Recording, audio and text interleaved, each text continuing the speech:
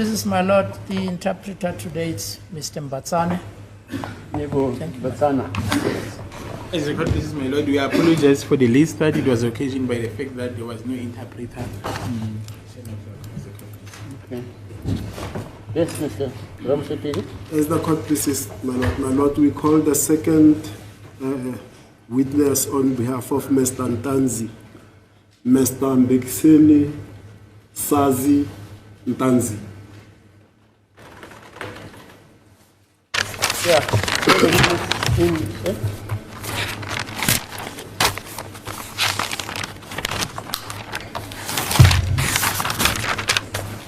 No, sir.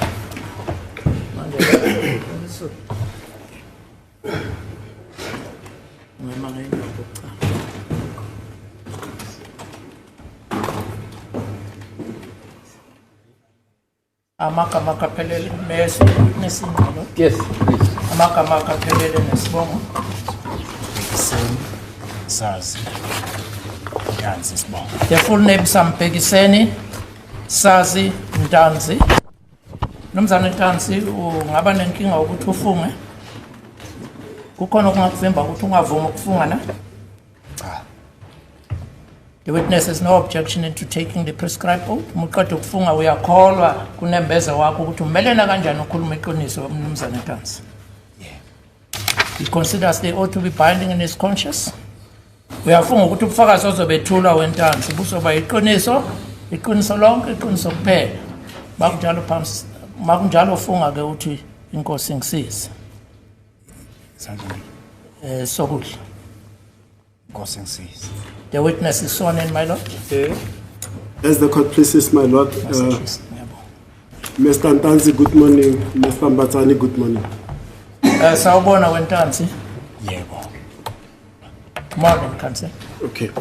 Now, Mr. Ntanzi, before we proceed, just on housekeeping, the first thing that I'm going to request you, I've consulted with you, and I know that you are soft-spoken, but here it's a court of law. For everybody's sake, I'm going to request that you speak loudly so that everybody can hear your testimony. Do you understand? weNtanzi ke ukukwazisa ukuthi kuqhutshwa kanjani lana ke. Awumele uthanda ukukwazisa ukuthi uyazi uqoqisene nawe ngaphambi kokuthi kuqhutshekwe la. Uyokuzwela ukuthi umuntu ke iphimbo lakhe likhulumela phansi ekuthanda ukuthi libe phansi.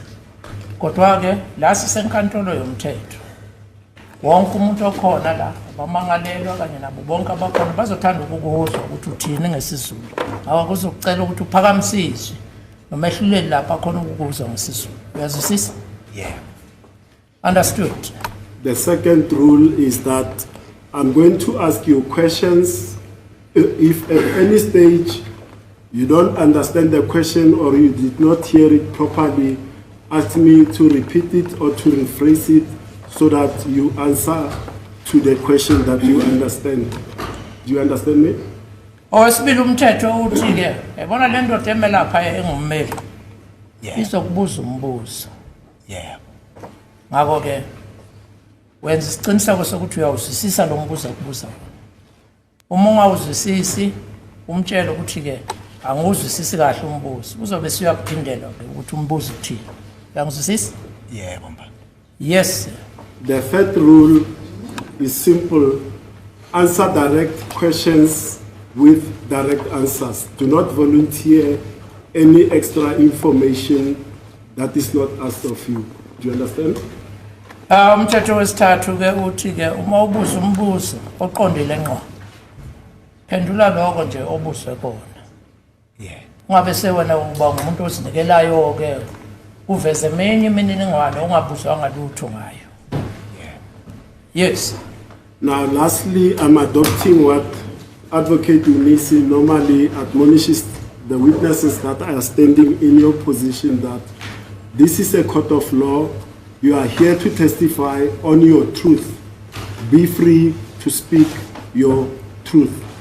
Do you understand me? Ngizothanda ukuthatha ke lokho athanda ukwenza ummeli umnisi axwayise ofakazi ukuthi uyabona ke lena inkantolo yomthetho ozofakaza ngako iqiniso lakho ngako ke fakaza nje ukhululeke ufakaze ngeqiniso ulazile yazwisisa yes uphakamisiswe phela iphimba khona ukubuza Yebo. Now, Mr. Ntanzi, let's start with our interaction regarding the matter for which you've been called to assist the court. asicale ke ngokuthi ke sikhuluma ke ngecala ke lelo bizelwe lona ke ukuthi ke uzofakaza kuwo. Now, Mr. Ntanzi, sitting and standing here before court in the dock are 5 gentlemen, and I'm going to start on my right. In court, they are named accused 1, 2, 3, etc. But starting there, it's Mr. Muzi Sibia, who is accused number 1. Do you know Mr. Sibia?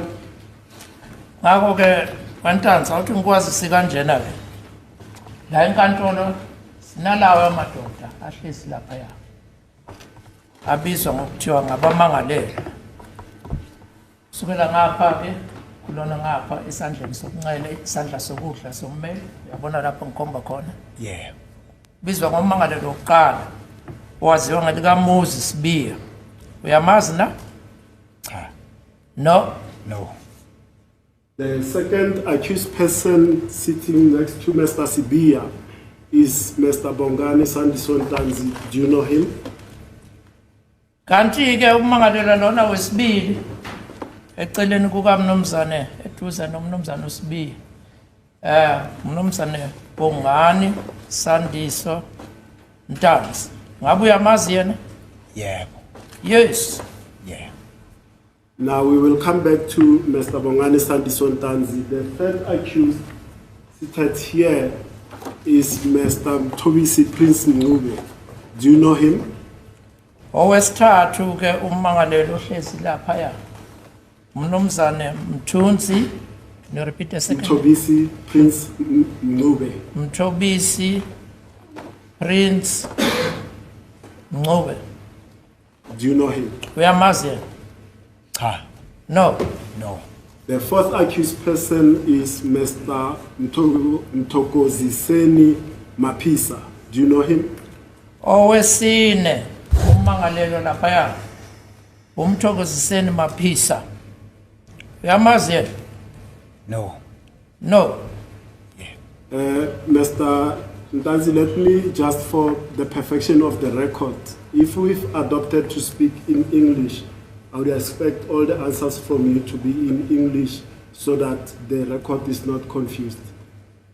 awuthi ngilungiselana wentanzi uma ke uzothatha ke ukuthi uthathe ke uphendule ngeluka George isingisi phela uma ufuna ukukhuluma ngesingisi ngizolindela ukuthi ke yonke inkulumo yakho ichubeke ngalolo limi lwesingisi yazwisisa ayamagama uma ufuna ukukhuluma isiZulu khuluma isiZulu uma ufuna ukukhuluma isingisi ukhuluma isingisi uyazwa Yebo. Ngikhuluma isiZulu. yes fine I'll speak in Zulu Yes, now my question was, do you know Mr. Mtokoziseni Mapisa? umbuzo ke wommeli ke wawuthi ke uyamazi umnumzane umthokoziseni Maphisa na Cha. no No. And finally, the last accused person, accused number 5, Mr. Fisokuhle Ntuli. Do you know him? can you repeat the first name Fisokuhle Ntuli. umangalelwa ke oqina ke ufiso kuhle wakwaNtuli unamba umangalelwa wesihlanu lo ngale uyamazi yena Cha. no No.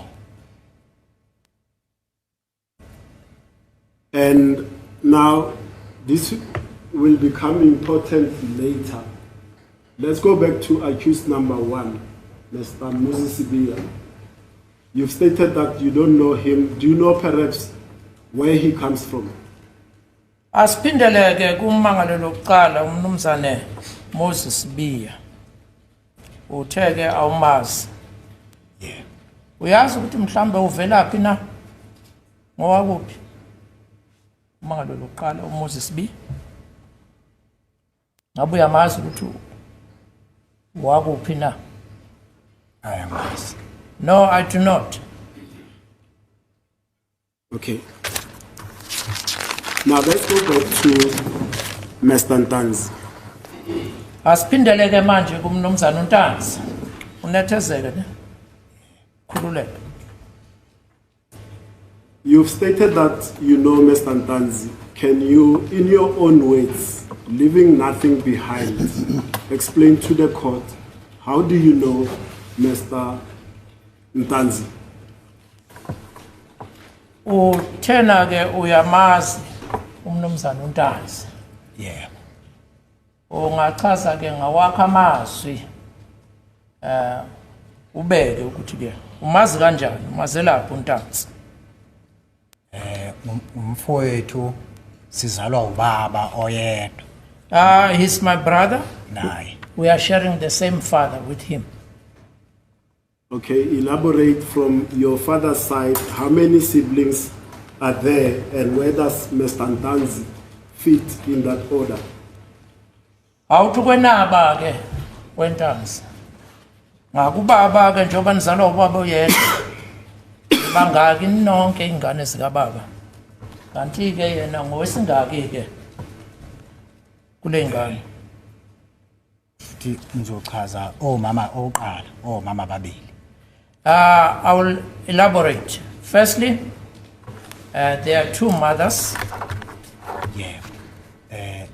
Umfowethu bazalwa ngomunye umama nabo.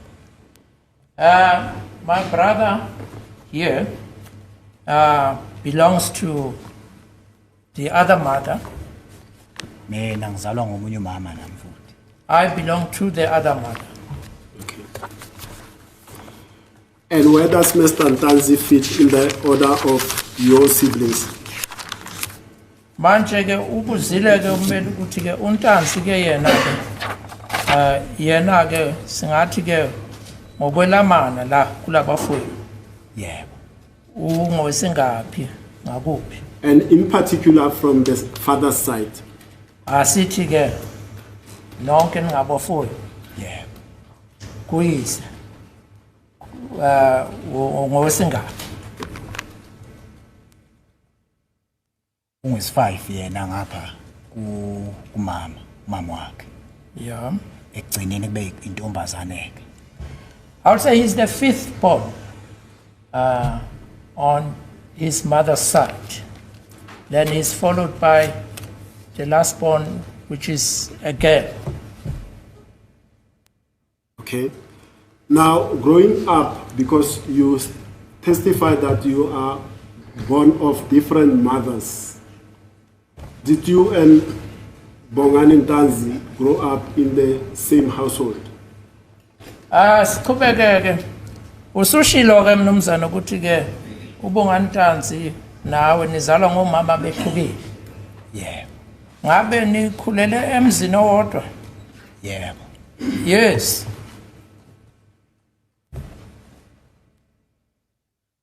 Now, after leaving school, do you know what Bongani Ntanzi did? Awusho ke mnumzana.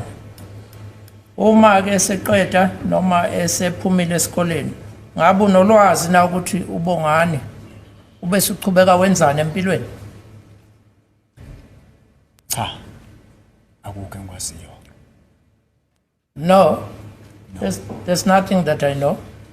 Do you know what he did to make a living? Did he seek employment? Did he pursue further education? What exactly do you know about that? Azama ukuthola kweNtanzi ummeli ukuthi ngabe uyazi yini ukuthi empilweni ukuqhubeka aziphilise. Wenzeni? Ngabe ke umuntu oqhubeka wafunda, uqhubeka nezifundo ndawana thize noma ngabe uye wafuna umsebenzi. Iloko azama ukuthola nje kalula. Oh. Ube wabizwa ngobomncane eGoli eCartonville. Yeah. Ebizwa ubani? Ubaba omncane. Ubaba omncane. Yebo. He was called or invited by a younger uncle, literally translated the young father. Yes, elaborate further, Mr. Ntanzi. He Qhubeka. was called by the uncle, and what then happened? Called exactly where? Elaborate in your own words. So, sorry, Mr. Wambiza phi ke ubaba omncane ngawakha amazwi mnumzane. Wambiza phi? eGoli eCartonville. He was called to Gauteng area in Carltonville. East Mine. Uphi? East Mine. East Driefontein. At East Mine Imines eGolide. or Driefontein, East Driefontein. That is a gold mine. Yeah. And what happened when he got there, Mr. Bongani Ntanzi, when he was called by the uncle? Kwenzekani ke sebizwe ubaba omncane loyo? Mayefika lapho. Mayesethola itoho angimazi ke bamtholisa kanjani kodwa wagcina etholile. Kodwa ngazi ukuthi wathola kanjani. Upon his finding a job, I don't know how he found the job, but eventually he found it. And I don't even know how they went about to help him get it. Okay. Now, Mr. Ntanzi, let me just say Mr. Mbekiseni Ntanzi, because there are two Ntanzis now. So the record must know whether I'm speaking to you or to Mr. Bongani. So I'll use your first names and surnames for the clarity of the record. Umbele uzothi uma ekhuluma nawe ke akubize ngoMbhekiseni Ntanzi. Yeah. Wenzela ukuthi kucace phela ngoba seniwontanzi ababili. Kumele kucace uma kukhulunywa ukuthi wonke olalele akhona ukuzwisisa kahle ukuthi imuphi lo Ntanzi okukhulunywa ngaye manje. Uyezwa? Yeah. Understood? Now, Mr. Mbekiseni Ntanzi, the reason we called you to come and testify in these proceedings is that your name is mentioned in a statement allegedly made by Absalom Ntantlezi Zungu that mentions your name and further involves the names of Mr. Sibia and Mr. Bongani Ntanzi. The names there Absalom who so Absalom Ntantlezi Zungu. Hlantlezi. Yes. Awuthi ngikwazise ke mnumzane Mbhekiseni Ntanzi ukuthi ukubiza kwakho la into eholele ekutheni ugcine ubiziwe na ukuthi uzofakaza ukuthi igama lakho liye laphawulwa estatementeni esibhaliswe ke noma enkulumeni ebekwe nguAbsalom Ntantlezi Hlantlezi Zungu lakho igama nelika mnumzane Sibiya. Uyezwa? Yeah. Understood? Okay. Now, in order for you to be on the same page with this process, I am going to do the following. I'm going to give you the background information on which the lead investigating officer in this case testified about. Ngizothi ke ukucaphunela kancane ngikunikeze ikamuva phecelezi background ngoba George ngokuthi ke umphenyi wecala owayengumholi phambili kubaphenyi ukuthi ke uye wafakaza wasinikeza ke ikamuva lalolu daba ukuthi lalihamba kanjani ukuze uzwisise nawe ukwazi ukuhambisana phela ube mqondo munye ukwazi ukuhambisana nokwenzekayo. Yeah. Yes. And for that purpose, I'm not going to be long with this evidence because it's on record already. Statement from Absalom Zungu. Loyo ke owayengumholi ke wabaphenya kuleli cala ongubrigadier uGininda ufakaze ukuthi ngomhla zi-19 enyangeni kaNovember unyakeni ka-2019 uyena ke wathatha istatement ku-Absalom Zungu. And in that statement, part of what Absalom Zungu says, he says he had that information from yourself. Kuleso statement esibhaliswe uZungu uthi ke eminye imininingwane information phecelezi wayizwa ngawe.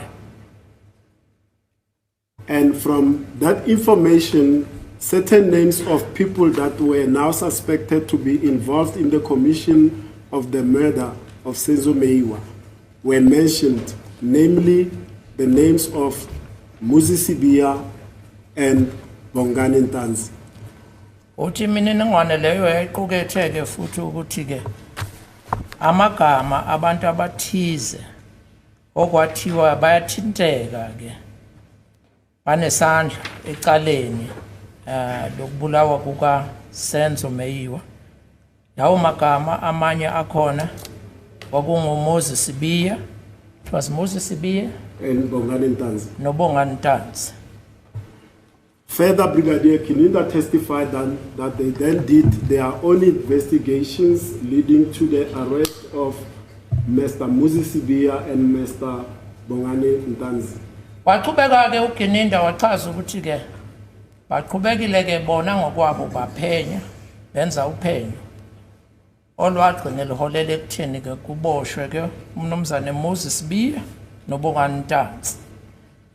And in particular, regarding Mr. Bongani Sandison Ntanzi, Brigadier Kininda testified that he then sought to be obtained from Mr. Ntanzi certain statements, and from those statements, the names of the other three suspects then came into the picture, and that's how it led to the arrest of Mr.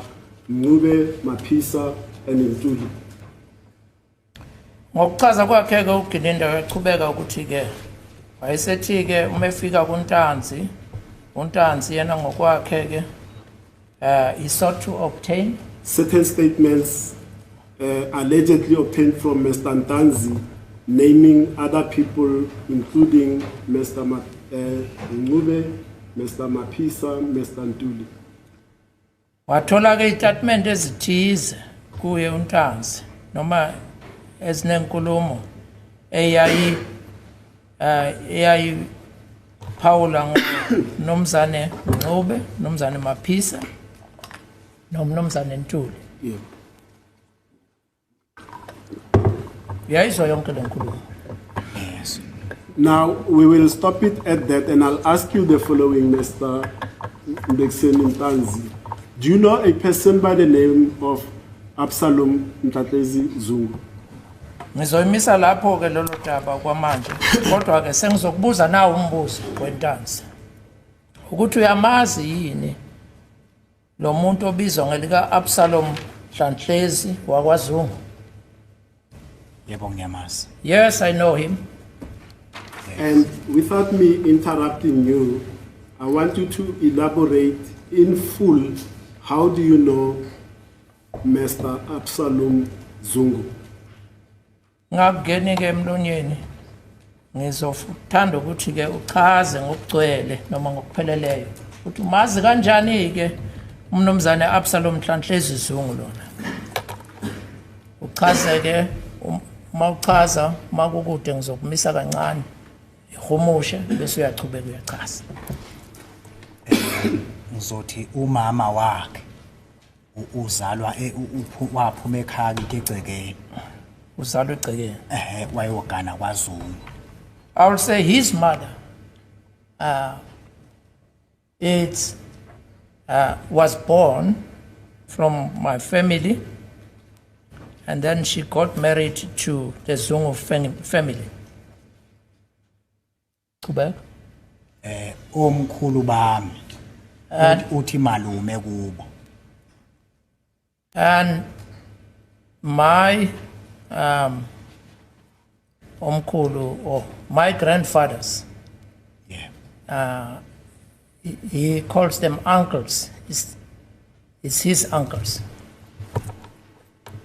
Okay. And anything further regarding the nature of that relationship between yourself and Mr. Absalom Zungu? Kusekhona okunye yini mhlawumbe ke maqondana nalobo budlelwano noma lobo buhlobo phakathi kwenu noZungu? Especially regarding your father and Absalom Zungu. What is the relationship between them? Asibeke phecelezi. Ubuphi ubudlelwano obukhona phakathi kukababa wakho noyise wakhe uZungu? Ubaba kaZungu. Yebo. Ubaba wakho. Ubaba kaZungu angithi phela ungumkhwenyana ngapha ekhaya kithi komkhulu. Zungu's father, it's a son-in-law to my grandfathers. No. I think we misunderstood each other. I'm trying to find out what is the relationship between Mr. Mbekiseni's father and Mr. Absalom Zungu. No, mhlambe ke asikazwisisani kahle. Ngizama ukutholisisa ukuthi ke ibuphi ubudlelwane noma ubuhlobo obukhona phakathi kukayise wakho wena Mbekiseni kanye nobukazi noyise kaZungu. Oh, shuthi sesilande kudeni. Asithi kufishane. uZungu uthi mzala kubaba lo zala mina. Oh, umzala wakhe. Umzala wakhe. uZungu muphi ubaba wakhe? Absalom. Noma usho Absalom? Absalom Mhlahlisi. Uthi mzala kubaba. Bese mina bebonke ke sebengobaba kimi. Absalom, it's a cousin to my father. Yes, that's what I wanted. And then to me, both the fathers are a father to me. Thank you so much. Now, I've referred you to, at the beginning, as a preamble to my interaction with you, that your name is being mentioned in a statement allegedly made by Absalom Zungu. So in order to give you context as to what was said about you in that statement, it is imperative that I read that statement to you. Do you understand? Ngiyangazama ukulungisa engqondweni ngokuthi ke ngethule isendlalelo ukuthi igama lakho liye lapha kule statement okuthiwa sibhaliswe nguZungu. Ngakho ke ngibona kumqoka ke ukuthi ke ngikufundele lokho okucukethwe ilesi statement ukuthi utheni uZungu ngawe. Uyezwa? Yebo ngiyezwa. Understood. Now, when it is interpreted to you, I want you to listen carefully to each and every allegation that is mentioned alongside your name, because after I've read the said statement, I'm going to ask you questions based on the contents that specifically refer to you. Uma uhumushelwa ke ngithanda ukuthi ke ulalelisise kahle okuzobe kushiwo ukuthi ke ubhalisile ngawe ngoba ke ngizobe sengilandelisa ngemibuzo. Uyezwa? Yebo ngiyezwa. Understood.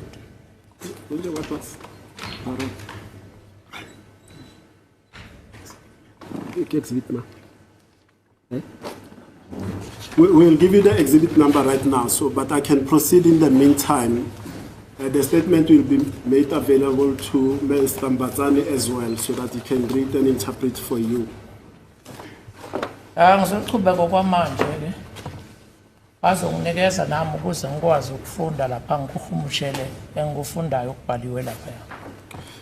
Now, as an introduction, it's got a heading that says Phosphorus CAS 636 of 10/2014.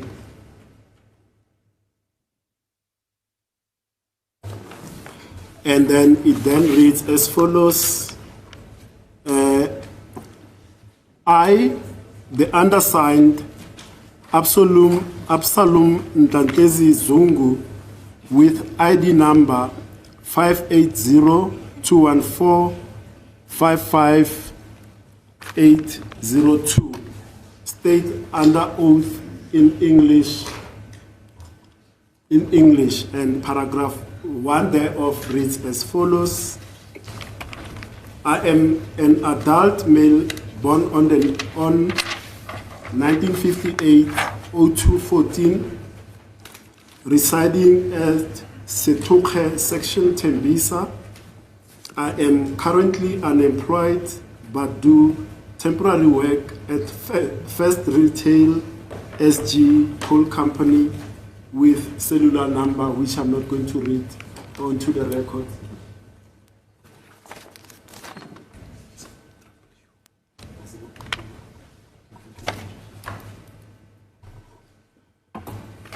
Thank you.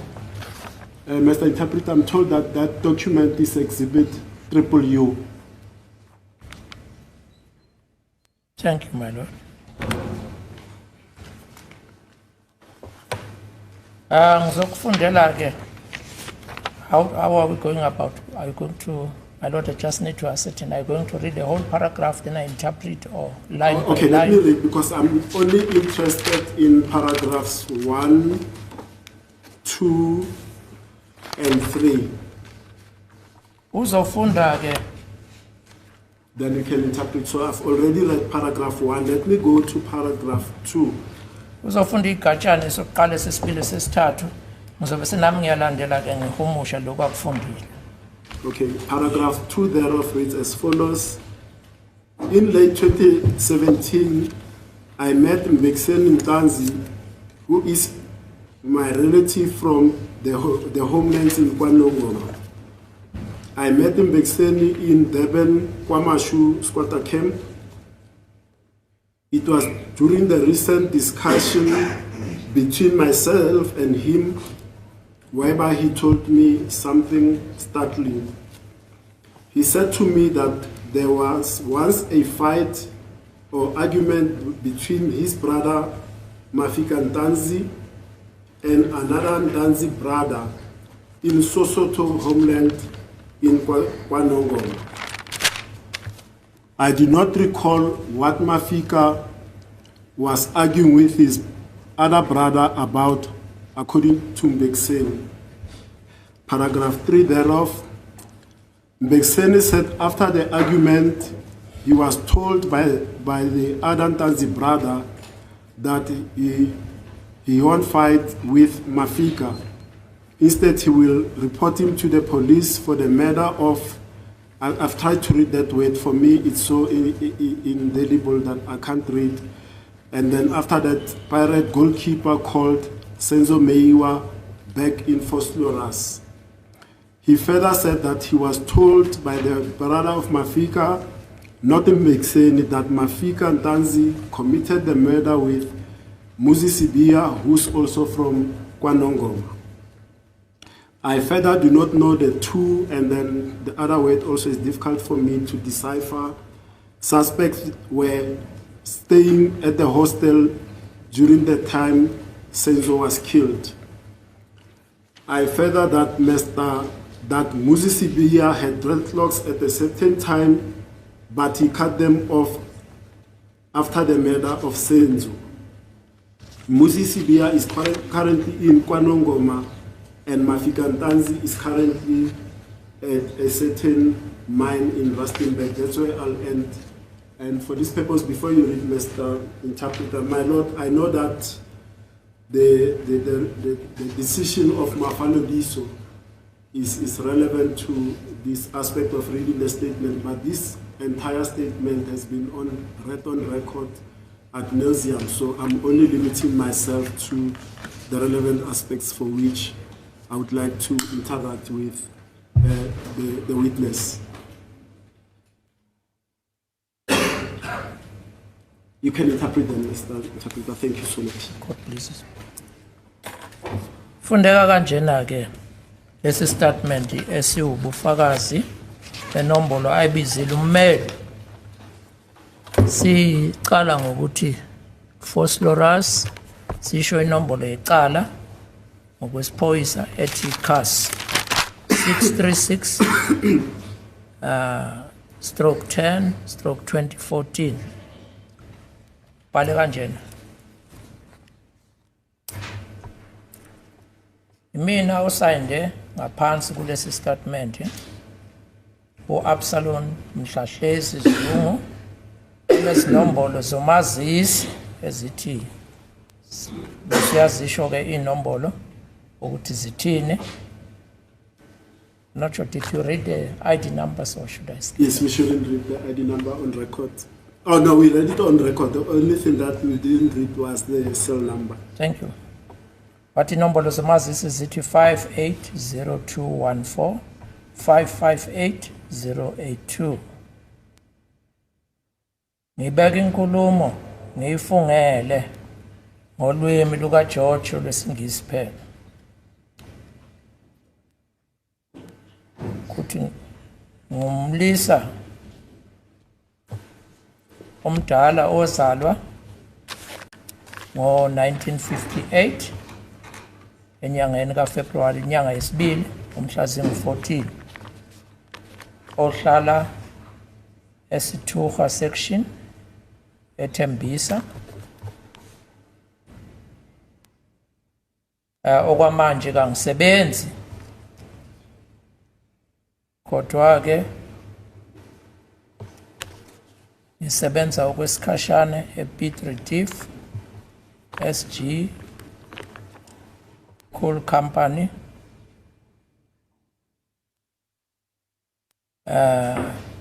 and izinombolo zami zocingo zithi asosifunda ke ngesizifunda inombolo zakhe uyaqhubeka ke kulesi sigajana sesibili paragraph yesibili uthi kwathi late noma mosiyophela unyaka ka-2017 ngahlangana noMbhekiseni Ntanzi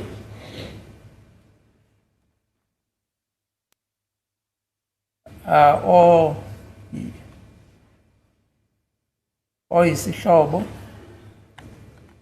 engimazele emakhaya kwaNongoma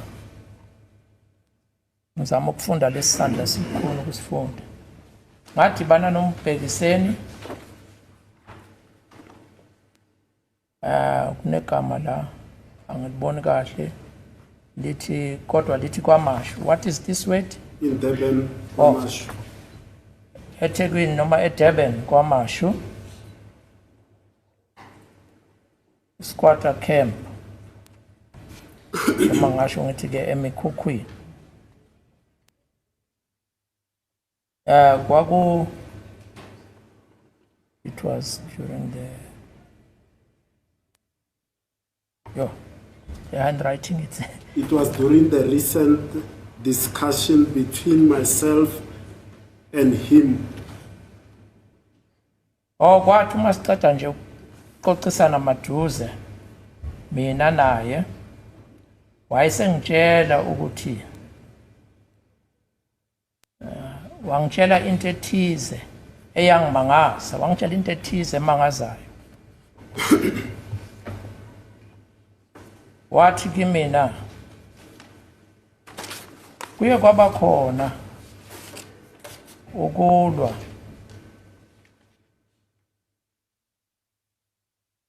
phakathi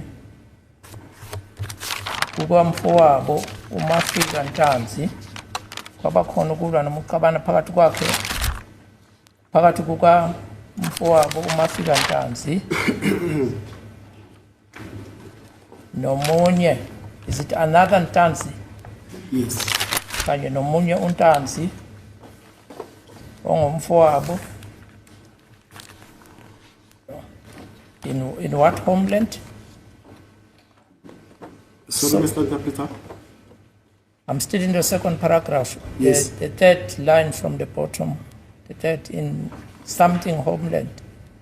He says there was once a fight or argument between his brother Mafika Ntanzi and another Ntanzi brother in Sosoto homeland in KwaNongoma. Oh, Sosoto. Yes.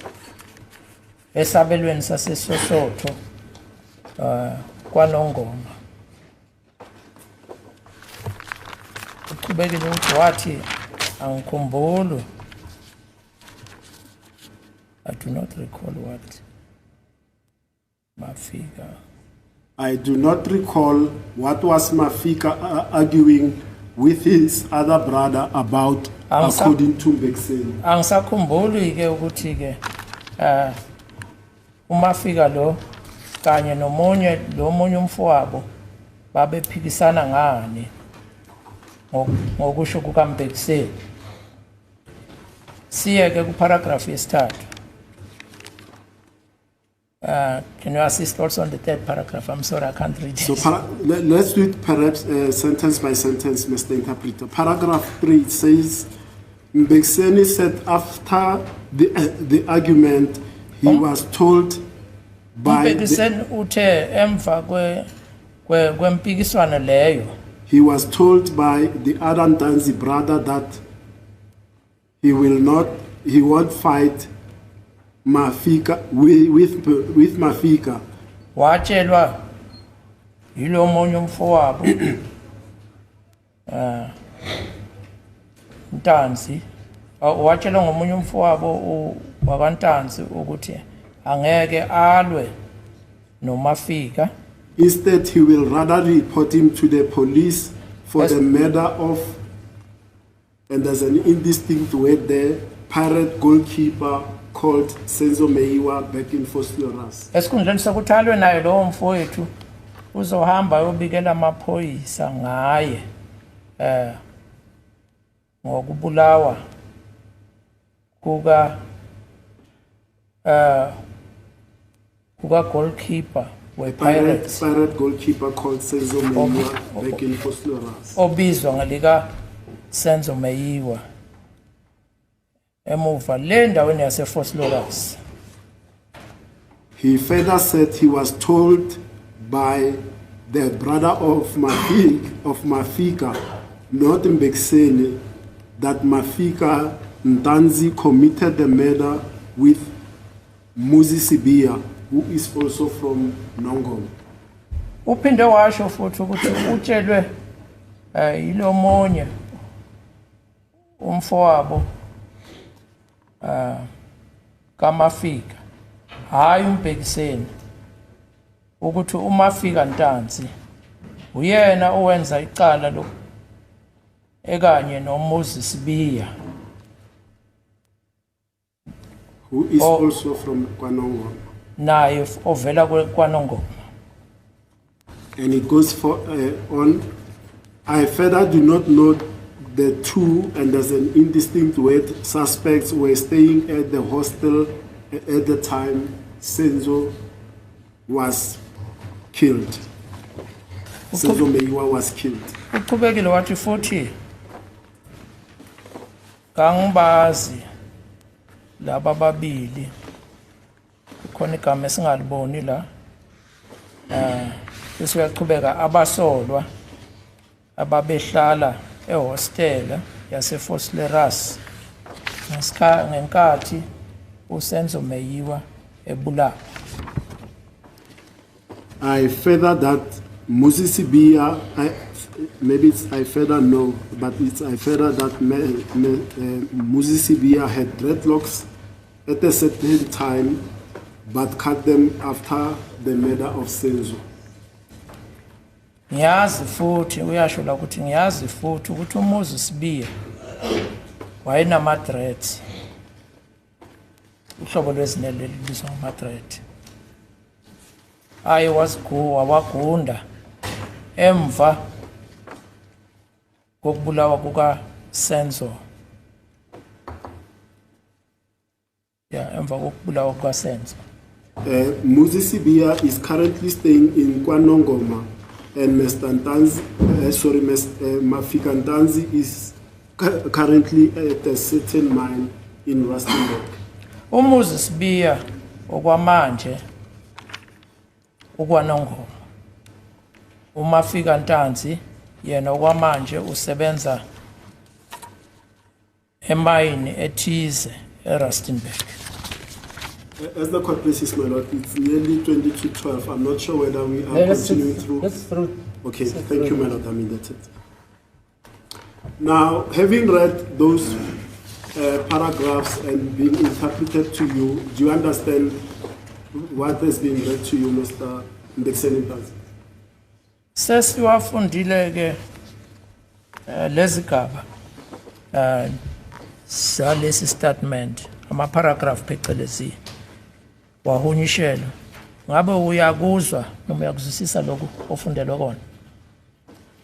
ngiyakuzwa ukufundwayo.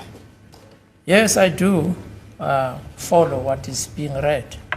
Now that you understand, you've already stated here that you indeed know Mr. Absalom Zungu, correct? Ngoba uthi uyakuzwa ke usushilo vele ukuthi ke uyamazi uAbsalom Zungu. Yeah. Yes. And would I be correct to also say that you are also from KwaNongoma? Ngizobe ngiqinisile uma ngithi nawe uvela kwaNongoma. Yebo ngisuka khona. Yes, I'm from there. Now, do you recall where were you residing around the period of late 2017? Ngabe usakhumbula ke ukuthi wawuhlala phi ke uma se unyaka ka2017 usuya ngasekupheleni? Noma ngasakhumbuli kahle kodwa khona bengise Emelo. Even though I cannot remember quite well, but I was in Emelo. And if you know, could you tell the court also where Absalom Zungu was staying at the time relevant, late 2017? Uma kushuthi uyazi ungasho yini ukuthi ke wayekuphi ke uAbsalom wayehlala phi ke uAbsalom Zungu uma sekuyo unyaka usuqonde ngasekupheleni ka2017? Wayehlala emqhashweni eThusi. He was residing as a tenant in Thusi. Where is Tusi area that you are mentioning? IThusi indawo ekuphi le lokhuluma ngayo? Kusho ukuthi kahle hle yilokishi, yigama laleli lokishi. That is a township. That's the name of a township. Okay. And in what town or city and province is that Tusi location? Le Thusi mnumzana ikulephi idolobha noma idolobhakazi okanye kusiphi isifunda? Emelo idolobha. Emelo is that town. Okay. IThusi yilokishi. Okay. Isakhiwo saleli lokishi uthi iThusi. Then Thusi is a township. That's the residential area called Thusi. And would I be correct to say that Emelo is in the Mpumalanga province? Ngiqinisile na uma ngizothi kuwena iEmelo lena ingaphansi ke kwesifunda saseMpumalanga? Yebo. Yes. Now, specifically regarding the allegations that are made alongside your name in the statement, did you meet Absalom Zungu in late 2017 at Durban? Asikhulume ke ngalezi insolo okukhulunywa ngazo la kulesi statement esifundile. Ngabe uye wadibana noma wahlangana noAbsalom Zungu eDurban uma unyaka soya ngasekupheleni unyaka 2017?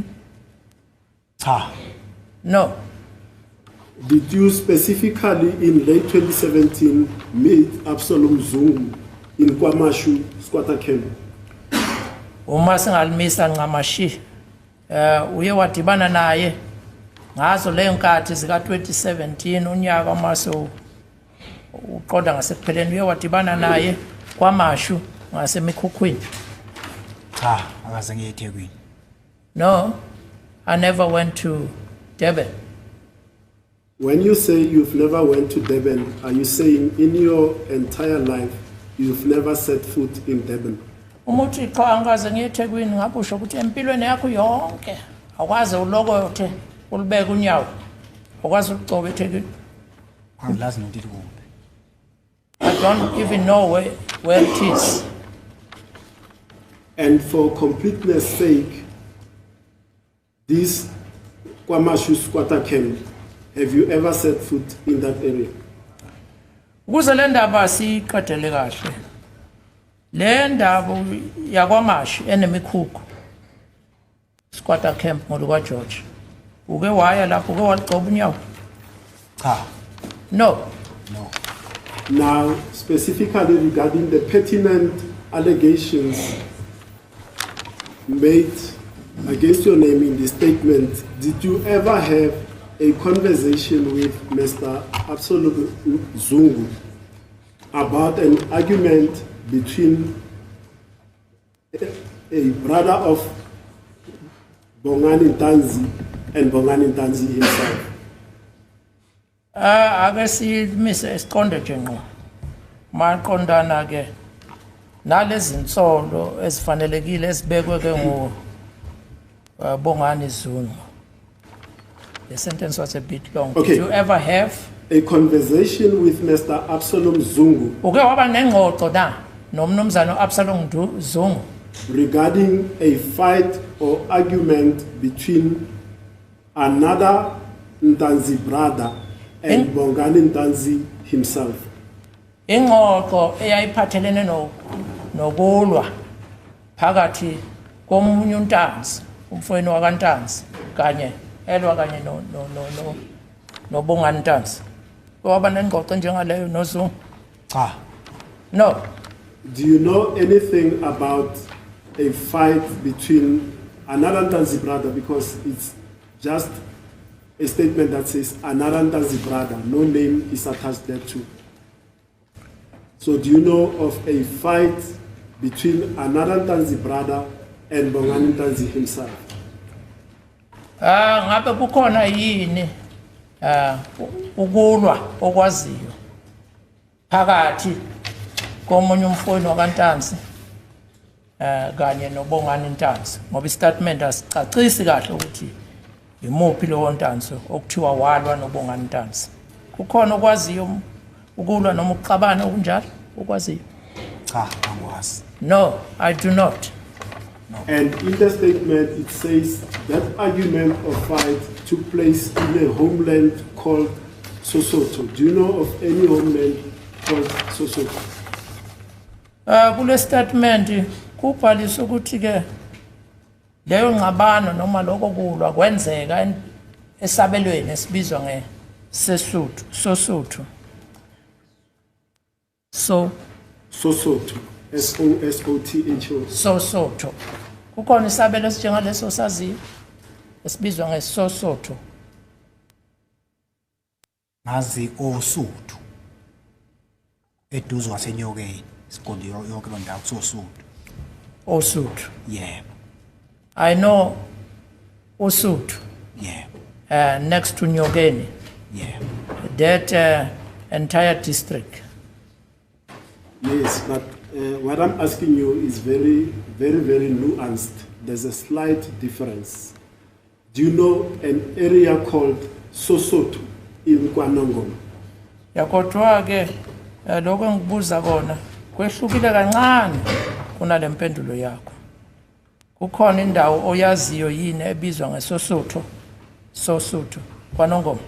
Cha. No. No.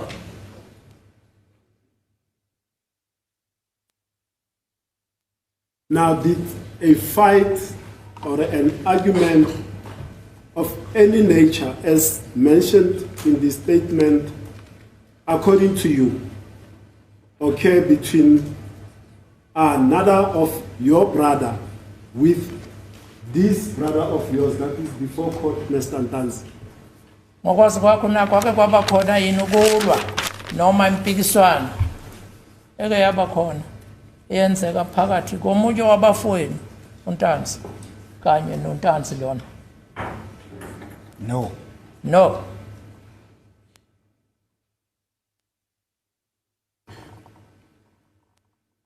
Did any of your brothers, and I'm just doing it for clarification purposes, did any of your brothers ever told you that they had a fight or argument with Mr. Ntanzi? Lo ngizokubuza kona ngibuzela nje ukuthi ngicacise izinto. Ngabe khona mhlambe umunye kubafowenu oke wakutshena ukuthi yena uke waxabana noma waba nempikiswano noNtanzi? Akekho. No, none. Now, furthermore, we are still on the statement about what it says in relation to your name. It also then attributes certain information to you that The brother then told, the other brother told you that he would not fight with Ntanzi, but rather that he would report him to the police for the murder of a pirate goalkeeper known as Senzo Meiwa. Can you Should I repeat break the- it down? Can Okay, you let me- repeat the question? I just want to Yes, hear. let me break it down. Now, positions. in the statement, it attributes this other information to you, which is critical. So kulesi statement siveza imininingwane ethize esiyenza ifaneleke kwangathi imininingwane ephuma kuphi. Now, according to the statement, you are No. telling Absalom Zungu this. Ngokusho kwale statement kuthiwa wena owawutshela uZungu lokho kulandelayo. That your other brother told you that the brother now that was fighting or arguing with Mafika tells you that I would not fight Mafika, but I would rather report him to the police for the murder of Senzo Meiwa. Ukuthi umfowenu ndina loyo kuthiwa wayexoxa nawe wakutshela ukuthi yena wathi hayi ngikhetha ukuthi ngingalwi noNtanzi. Kodwa okungcono ke ngihambe ngiyombika emaphoyiseni ngokubulawa Senzo Meiwa. Did you have any conversation of this nature with any of your brothers that told you, I fought with Ntanzi and I told Ntanzi, rather than me fighting you, I'd rather report him to the police for the murder of Senzo? Did you have such a conversation with any of your brothers? Uke waba nayo ingxoxo yalolo hlobo nanoma nawuphi nje wabanye babafowenu owakutshela ukuthi hayi mina ngabona ukuthi ngcono ngingalwi nomfowethu lo okungenani angihambe ngiyobikela amaphoyisa ngokubulawa kukaSenzo Meiwa. Cha, angiyazi lokho. No, I'm not aware of such a conversation. No. And it just continues, just for clarity's sake. It says for the murder of Senzo Meiwa in Fosloras. But it's just the continuation of that sentence. Ukuqedela nje kuthiwa wathi okungcono ngiyobikela amaphoyisa ngokubulawa kukaSenzo Meiwa endaweni yaseFosloras. Bese ngiqedela nje. And the statement further says that your brother who told you this incident then tells you that Mr. Ntanzi Bongani committed the murder of Senzo Meiwa together with Muzi Sibia. Did you have a conversation with your brother, any of your brothers, that told you that Mr. Bongani Ntanzi committed the murder of Senzo Meiwa in Fosloras together with Muzi Sibia? Kulesi statement sikaZungu esisho kuthiwa ke umfowenu loyo omunye uNtanzi loyo wakutshela ukuthi uBongani Ntanzi wenza leli cala lokubulawa ekanye nalabo abalandelayo Mr. Ntanzi and Muzi Sibia. noMuzi Sibia. Yes. Uke waba nayo ingxoxo njengaleyo nomunye wabafowenu? Cha, angiyazi. No, not aware of that. And the Muzi Sibia that is referred to, your other brother told you that Muzi Sibia is from KwaNongoma. Were you told that? Ana kuthiwa ke kulesi statement uMuzi Sibia lena owawutshelwa ngaye utshelwa ngumfowenu lo munye uMuzi Sibia naye uvela kwaNongoma. Ke watshelwa into njengale? Hayi, angimazi. No, I do not know him. No.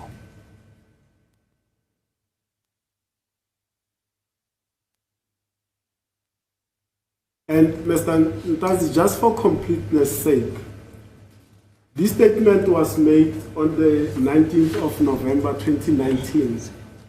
Sorry? 1719. Lesi statement ke Oh, sorry, 17 November 2019. I messed up the date. Thanks, Prachos. mhlambe kukwazisa nje ukuthi lesi statement ke senziwa noma sathathwa ngomhla zing-17 kuNovember onyakeni ka-2019. Now, at that time, did you have any knowledge, information in regard to the people that were involved in the murder of Senzo Meyiwa?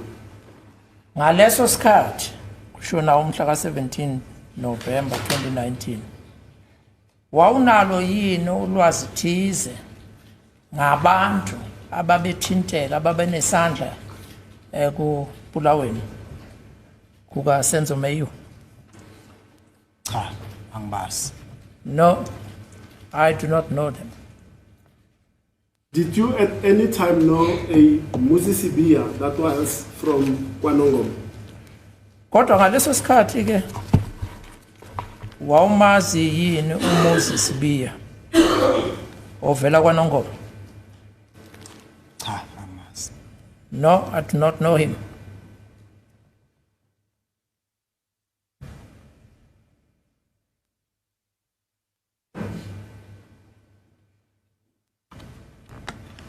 Okay. Now, having read the statement of Mr. Absalom Mtatezi Zungu to you, I'd like to be fair to you, and I'm doing this so that when you leave here, you and Absalom Zungu are not going to have a fight because certain allegations were made in his statement that implicate your name. Sengikufundele ke istatement ke sika Zungu esenziwe uZungu. Ngithanda ukuthi ngilungise izinto zibe kahle. Ukuthi uma usuka lana ungabe umuntu ke ozosuka ngasazwani noZungu ngoba esho ekhuluma izinto ezithize ezifaka igama lakho. Uyangizwa? Yebo, ngiyezwa. And the reason for this is that Mr. Mbekiseni Ntanzi, Absalom Mtatezi Zungu came to this court and stood where you are standing. And isizathu saloko ke wembhekiseni Ntanzi ukuthi no Absalom Nhlanhlezi Zungu naye wangena kule nkantolo wema kule ndawo ome kuyona namhlanje. And he testified as follows. Yena ke wethula ubufakazi ngale ndlela elandelayo.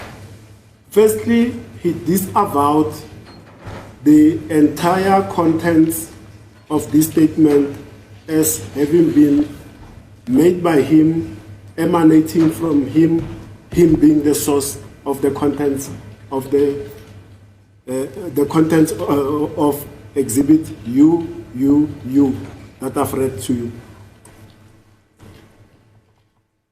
Pardon, I'm getting lost with the you. Okay, You. Mr.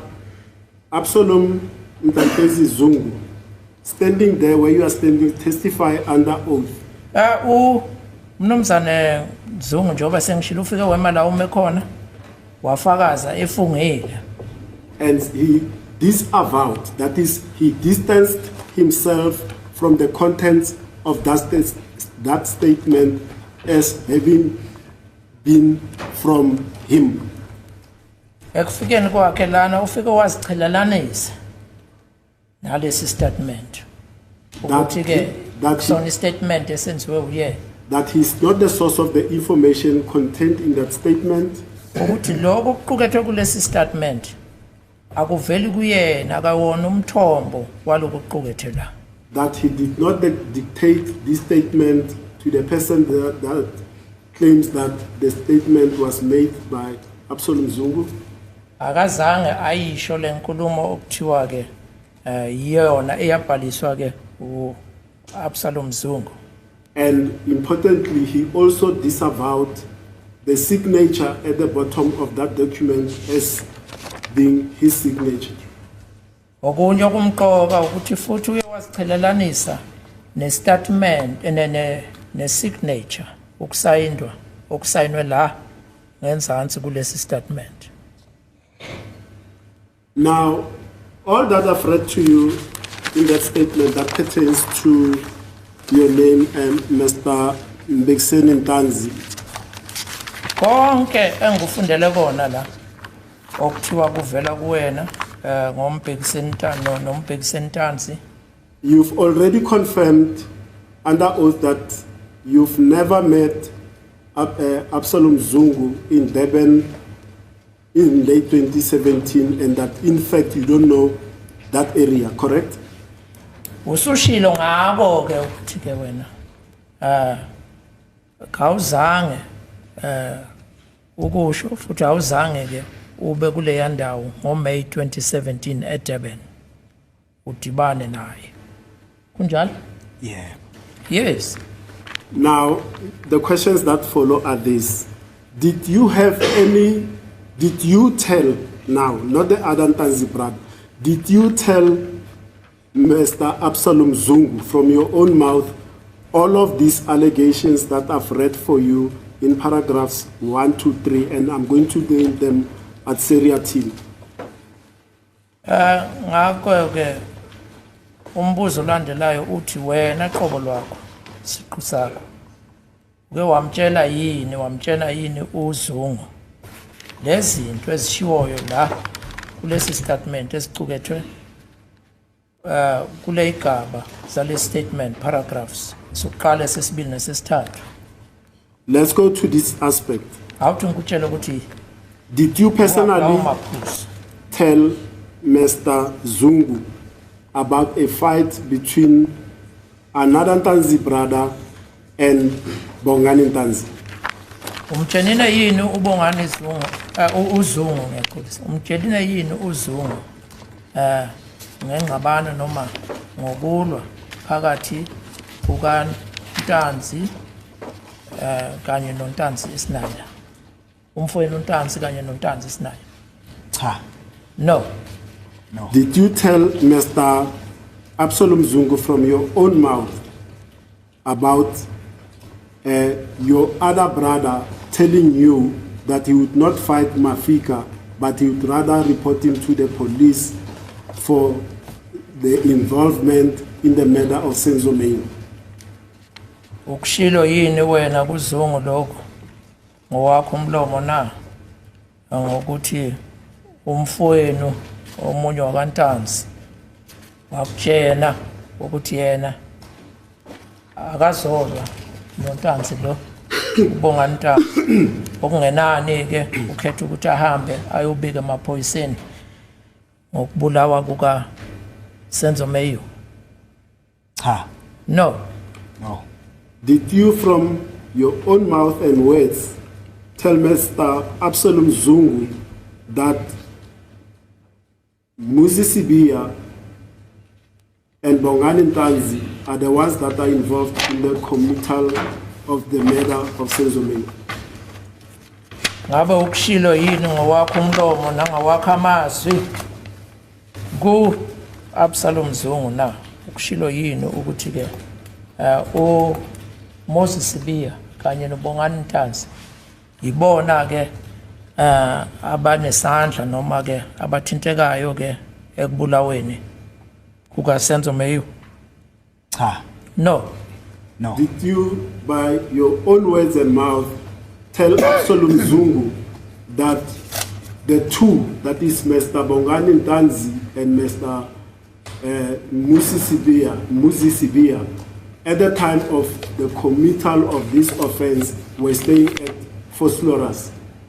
Ukushilo yini ngowakho umlomo nangawakho amazwi ukuthi ke laba babini uMoses Sibia kanye noBongani Ntanzi ngenkathi kubulawa ke uSenzo Meyo bona babehlala endaweni yaseForthlorus? Ukushilo lokho? Cha. No. Ungaphindi lokho no, angisho mina ngikhuluma ngesiLungu wena ukhuluma ngesiZulu. Ungakhathazeki lapho. Ungazothi cha uqedile. Now, let's move on, having dealt with that aspect of the statement in which your name was mentioned and implicated. Now we're going to a different aspect, which is the following. Asiqhubekele kolunye udaba ke ngoba sidlule ke la uthintwa khona igama lakho kodwa manje asiqhubekele phambili kolunye udaba manje. Now, this statement that your name is mentioned and it's allegedly obtained from Mr. Absalom Zungu was obtained on the 17th of November 2019. Lesi statement endine ke lapho kubizwa khona igama lakho. Where your name is mentioned Yes. and And they this say it's a statement of Absalom Zungu. statement sathathwa ke ku Absalom Zungu ngomhla zing-17 kuNovember 2019. Now, after this date of the 17th November 2019, were Yes. you ever approached by any member of the South African Police Services or a member of the cold case investigating unit in order to obtain your side of the story regarding the allegations that are contained in Mr. Zungu's statement? Ngemva kwalolu suku ke langezi-17 zikaNovember selidlulile ngabe kukhona yini mhlawumbe amaphoyisa eza kuwena aphenya lolu daba nanoma ke liphi igatsha ke lamaphoyisa ke eliphenya lolu daba elezwa kuwena ukuthi mhlawumbe lizothatha istatement lizwe uhlangothi lwakho lwenkulumo ukuthi luhamba kanjani ngalolu daba khona amaphoyisa eza kuwena? Cha. No. Now, Mr. Mbekiseni Ntazi, you've stated that in late 2017, that is referred to in the alleged statement of Mr. Absalom Zungu, you were residing in Tusi location in Emelo, right? Wembekiseni Ntanzi uthe wena ngoMay onyakeni ka-2017 wena wawuhlala elokishini laseThusi endaweni yase-Emelo kunjalo? Yebo. Yes. Were you staying there on a full-time basis? Under what circumstances? Or were you also staying back home in KwaZulu-Natal? How did you divide your time between the two areas? Ukuhlala kwakho inhlalo yakho kuleyo ndawo wawuhlala njani? Wawuhlala ngokugcwele vele umuntu ohlala ngokuphelele uhlala kuleyo ndawo noma ke khona inkathi wawuya ngazo uhlala ekhaya noma ke wawuhlala ngokupheleleyo kuleyo ndawo? Ngihlala ngocinga itoho. Ufuna umsebenzi. I was staying there seeking employment. Was seeking a job. Explain further whether you stayed for 1 week, a month, 2 months, or 6 months. How long did you stay in Emelo, and how long did you return to KwaZulu-Natal, and for how long did you stay in KwaZulu-Natal? Ake uthi kunaba kancane ukucacisa lolo daba. Wawuhlala mhlawumbe isonto lodwa phecelezi iviki noma wawuhlala inyanga noma wawuhlala sicacisele nje ukuthi wawuhlala kanjani mawufuna itoho? Ukuhlala ngihlala nje for isikhathi sonke kanje ukuthi isimo sokuthi mangabe ngehla ngekhaya eNatal ngehla ngokuthi mangithola itoho lawo masete mangibona ukuthi athe ukuthi xaxa ukuthi ngiyakhona ukuthi ngiye ekhaya Mawuthola itoho. mangithola itoho bese ngehla angize ngabala ukuthi mhlawumbe amaviki mangaki noma izinyanga zingaki ngoba kwesinye isikhathi kuyenzeka itoho ongasatholi mhlawumbe kusuka January kuze kuyosha uSeptember mhlawumbe kuphela unyaka ngihle lokuhlezi la Umsebenzi wesikhashana. My staying there, I was staying there my entire time, the entire duration. Suppose I find that temporary job, then whenever month end comes and I have money, then I would go down to the homeland. And usuke wenaba kakhulu kwaba kude ngiphindele futhi uthi uhlala isikhathi sonke lapha ngithi yes uma uthola umsebenzi makuphela inyanga mhlambe wehlwe ekhaya yeah chubeka ke futhi ungiphindele angifuni ukushiya lutho. Mangabe kunganga ukuthi mhlambe kumsebenzi ke sewungiphelele kuyenzeka ngihlala isikhathi sebeside. Should it happen that maybe the job comes to an end, then it then happens that I would stay longer for a longer period. Stay for a longer period where, when you don't have employment, in KwaZulu-Natal or in Emelo? Uma ke ukuthi umsebenzi usuphelele ke uhlala isikhathi sibe side uhlala kuphi? KwaZulu Natal noma la eMelo? la eMelo. In Emelo. Okay. And did you at any stage have, during your stay, either in Emelo or KwaZulu Natal, have a working cell phone number where you could be contacted? Ngabe khona inkathi ngayo une cell phone number iyayisebenza ongathintwa kuyona ngisho noma usekhaya KwaZulu Natal noma ula eMelo khona isikhathi la une cell phone khona esebenzayo ongathintwa kuyona? Yebo yayikhona. Yes, there was. The reason I'm asking you is that, and I'm asking in the context of whether or not you were contacted by the police to come and make a statement regarding what was mentioned in Absalom Zungu's statement. Ngikubuza lokhu ngenxa ukuthi ngifuna ukuthola ukuthi khona yini inkathi mhlawumbe owathintwa ngayo ngamaphoyisa ukuthi uzobhalisa statement maqondana nenkulumo eshiwo uZungu la. Uye wathintwa ngamaphoyisa na? Cha. Now, No. the reason I'm asking is the following. As a critical witness whose information led to, according to Brigadier Gininda, from the statement of Absalom Zungu, the breakthrough in this case, he stated that they looked for you, but you were never anywhere to be found. Isizathu senza ukuthi ngibuze ngaloko ukuthi ke njengofakazi osemqoka kulolu daba. Objection, my lord.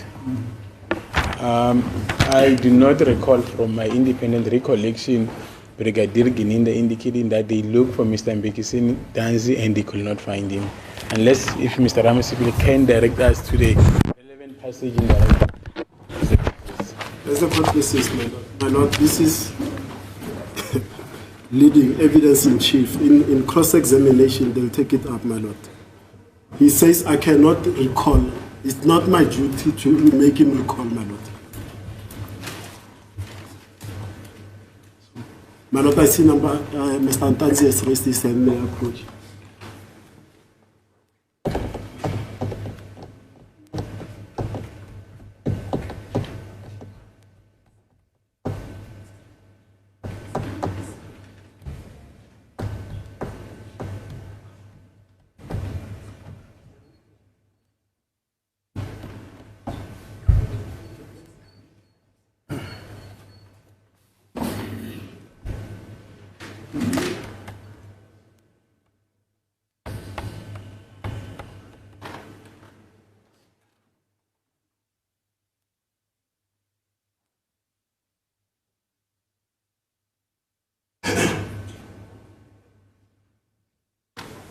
As the court pleases, my lord, I'm indebted to the court.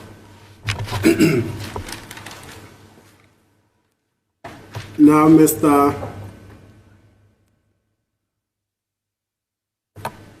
Mbekiseni Ntanzi, let's move to a different aspect. I'm done with this aspect of whether or not any attempt or stated that you know Absalom Zungu. Do you know if and whether he has any children? Uthena ke uyamazi uZungu. Ngokwazi kwakho ke ungabe unolwazi ke lokuthi unazi izingane noma cha? Engizazi ingane ngaze yodwa isikhulile. Kodwa kusencanyana nje umfana abathi inhlakanipho. The one that I know, it's only one that is now grown up. Uthi ukwazi kusekuncane noma kwamanje sesekuncanyana. Angazi namkala kanjani. Ngisho ukuthi uthi umazi manje ukuthi usemncane noma wawumazi esemncane. Leyo nyanga leyo. During those years, I knew him as a small boy Okay. named Nhlakanipho. Okay. And there is, and it's common cause in this court that there's another son who is a police officer, the son of Mr. Zungu, named Sizwe Skhumbuzo Zungu. Do you know him? Kuyinto ke engaphikiswa ukuthi kukhona enye indodana yakhe eyiphoyisa iyaziwa ngalika Sizwe Skhumbuzo Zungu. Uyamazi lo? Ngizocela ukukhuluma kanje. Okay. May I put it this way? Noma ngasamkhumbula igama kodwa ikhona ingane ubaba uZungu angithuma kuyo. Even though I don't remember his name, but there is a child unto whom Mr. Zungu sent me to. And why did he send you to that child? Under what circumstances? Wakuthumela ukuthi ke kungani wakuthumela kuleyo ngane kusiphi isimo Wayengithuma ukuthi angimlande edolobheni umfana intombazana. umfana. He had sent me to go and fetch him from town. Now, like I've done before, so that you are not in the dark, I'm going to give you by way of background. And again, I'm going to give you background from the evidence of Mr. Ntatezi Zungu. Ngizophinda kunikeze ikamuva ukucacisela ngabanye amazwi ukuze ungabi ngumuntu sebumnyameni ngalolu daba ukhona ukucacelwa kahle. Mr. Zungu testified in this court that he was working and based in Emelo and residing there because of work. Unhlanhlezi Zungu lo uthi ke waye sebenza Emelo ehlala lapha ngenxa yomsebenzi. And that there was a stage when his son, Constable Zungu, we call him here in court Constable Zungu, but his full names, like I said, is Sizwe Skhumbuzo Zungu. Uthe ke khona inkathi lapho ke indodana yakhe iyaziwa ke ngalika Constable uphoyisa simbiza njalo enkantolo kodwa igama lakhe uSizwe Zungu. He arrived in Emelo and called him to say, "Father, I'm in Emelo. I don't know where you stay. I came to visit you." Uthi indodana leyo yafika endaweni yase Emelo yasimshayela ucingo ethi baba ngifikile endaweni yase Emelo kangazi ukuthi uhlala ngakuphi. That Mr. Zungu, his testimony is that as he was about to go to work, he then called you, Mbekiseni Ntanzi, to assist in the process of fetching Constable Zungu from where he was in Emelo town back to his place of residence where he stayed, Mr. Absalom Zungu. Uthi ke umnumzana Absalom Zungu lona ngoba yena waye sendleleni emsebenzini wayesayizohamba emsebenzini wacela wena Mbekiseni ukuthi ke wena Mbekiseni Ntanzi ngiyacela ke ndoda ukuthi ungilandele indodana yami le uyilethe la ngihlala khona mina Absalom Zungu. The long of short of it is that indeed such an arrangement was made. You went to town, located Constable Zungu, and brought him back to Absalom Zungu's residential premises.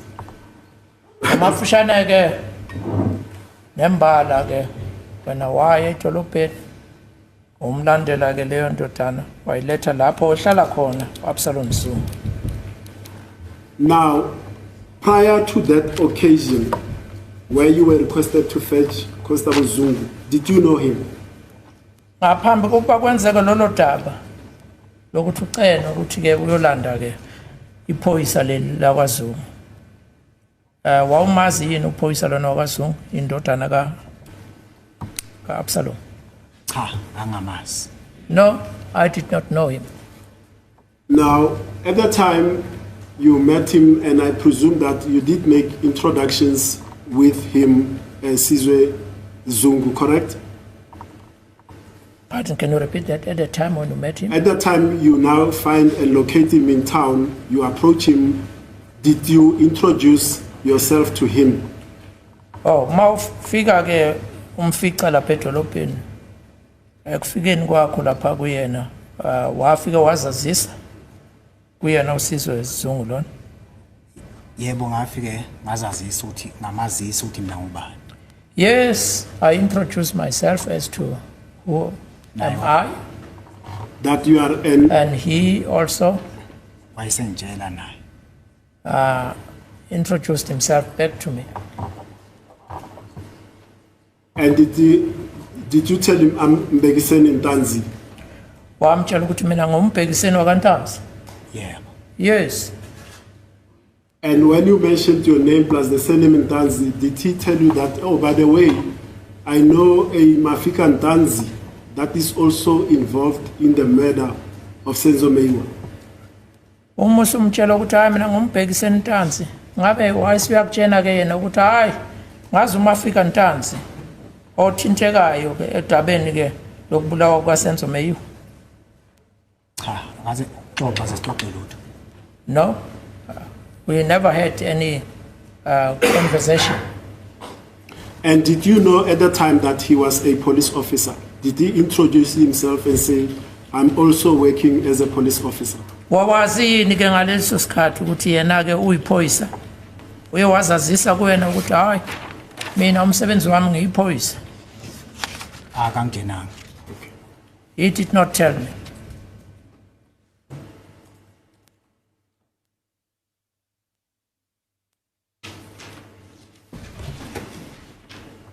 And you then bring him back to his father's room. How long did you stay with him in that room as his father was at work? Wawusumthatha ke wayenayo ke ekamelweni lapho ke kwakuhlala uyise. Uhlezi naye isikhathi esingakanani ngenkathi uyise esemsebenzini? Akuphelanga ngisho isikhashana esincanyana ngoba ngamthatha nje la esitolo spa. Ngahamba naye sayilenkini. Safisa ngene lenkini. Shuthi le itekisi ngokuphuza ukugcwala. Shuthi laze la mase lishona ilanga kwaze kwaqala ngathi kuyahla. La ithema izigcwala ke Out ngidlulisa. It didn't take a long time because I took him from Spa. yeah. Oh, it wasn't a Spa. Yena wayela inyanga spa. I took him from the door at Spa, or the entrance at Spa, yes, Yeah. and then went to the taxi rank. Yebo sayi taxi rank. And Saseke la yazi yagcwala itekisi sahamba ke. And as the taxi delayed, to be filled with passengers, it began to get dusk. Yeah. Sase sawufika ke endlini. And then the taxi was filled up with passengers and then pulled away.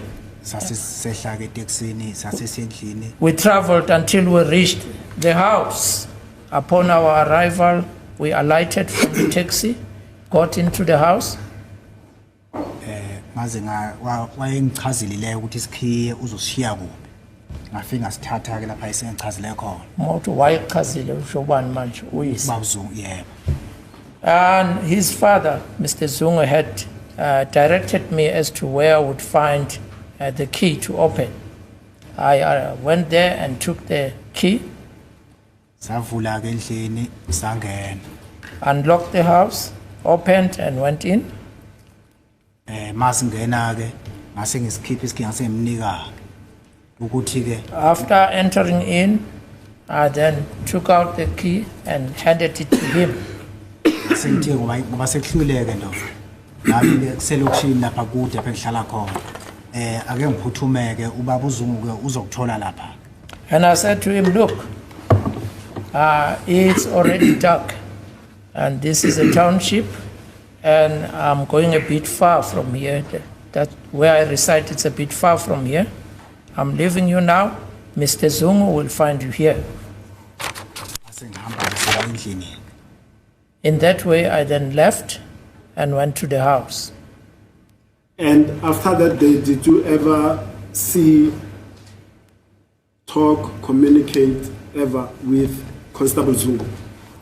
Ngemva kwalokho ke ndoda phinde wambona yini noma waxoxa noma waxhumana wathintana naye uSizwe Zungu lona. Ayakaze ngiphinde ke ngimbone. I never saw him again. As the court pleases, my lord, may I confer with my colleagues, my lord, for just a minute, as the court pleases.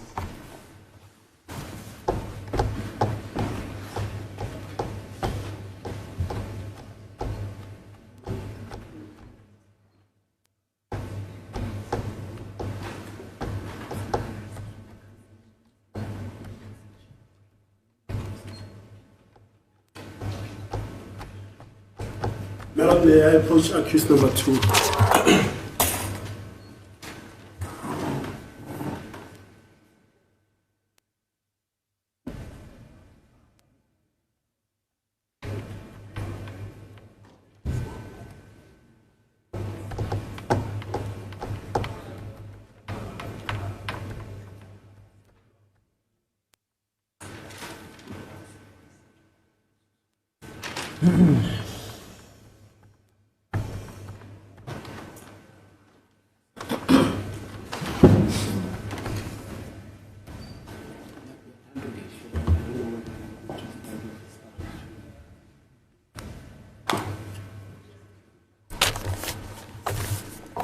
As the court pleases, my lord, I'm done with my leading of this witness. Yes.